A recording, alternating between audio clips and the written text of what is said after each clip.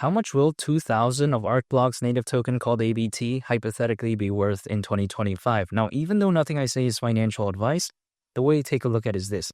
If, let's say, in theory, ABT were to go to the price of $50, then of course at that point, 2,000 ABT is going to be $100,000. Now, before I get into why I don't think $50 is too much to ask for, I first want to discuss another aspect, right?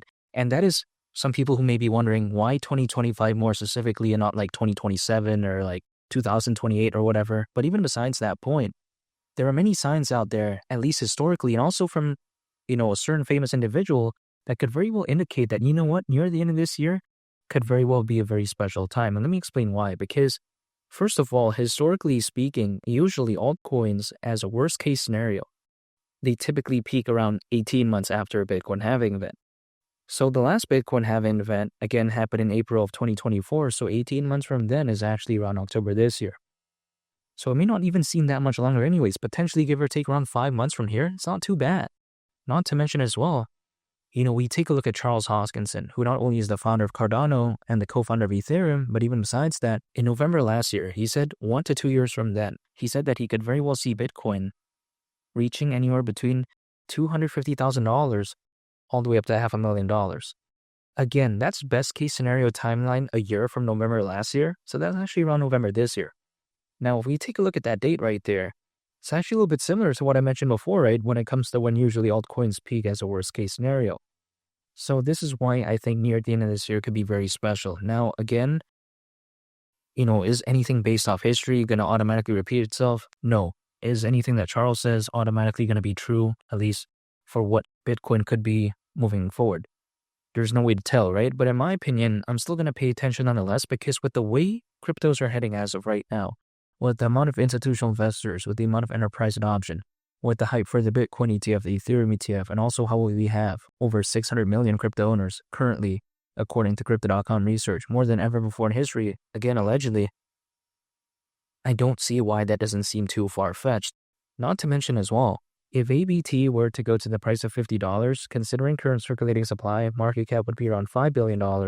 That's around a 50x from here. Now let's just let this sink in, right? If, let's say, during a fully fledged bull run, Bitcoin went to the price of, let's say, around $300,000. A lot of people are saying that, but let's just say we assume that as like a most bullish case maybe, right, for a lot of people. At that point, market cap would be around 6 trillion. Now, let's say somewhere along there, Ethereum went to a market cap of around 2 trillion. That's combined 8 trillion. Now, let's just think about this, right?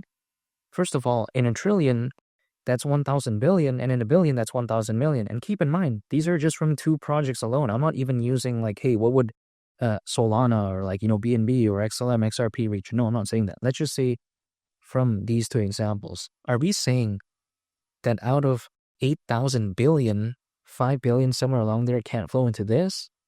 This is just the way to take a look at it. So I don't think it's too much to ask for. Not to mention, some people may argue that, oh, you know what?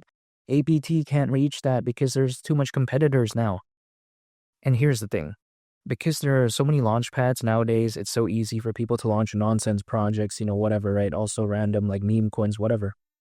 Because of that, it seems like there is a lot more projects. It seems like there's a lot more competition, because sometimes people have to tell me, oh, take a look at how many projects launched last week, last month, whatever. But we have to think about this. Are they good quality projects? I'm talking about like 99.99% of the time, from what I've seen, they're typically very bad projects, right? So having more competition doesn't mean they're viable options. And also it doesn't mean that there's an hypothetically, insanely new amount of good competitors, right? Because I don't think there is.